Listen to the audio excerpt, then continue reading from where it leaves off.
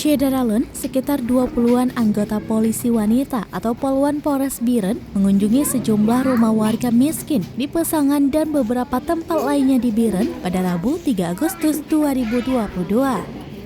Kedatangan Poluan ke beberapa rumah warga miskin itu bertujuan untuk mengantar bantuan sembako dalam rangka menyambut HUT Poluan ke-74 tahun ini.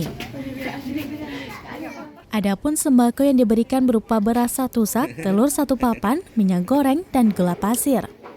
Salah satu rumah yang didatangi yakni milik janda miskin bernama Suryani berusia 53 tahun di kawasan Desa Menasa Capa Utara, Kota Juang. Diketahui Suryani sudah 4 tahun menderita stroke yang sehari-harinya tinggal bersama 2 anak dan 1 adiknya. Adiknya bernama Safarudin juga dalam kondisi sakit dan tidak mampu beraktivitas. Ia pun terharu dan berterima kasih atas kepedulian ibu-ibu Poluan Biren.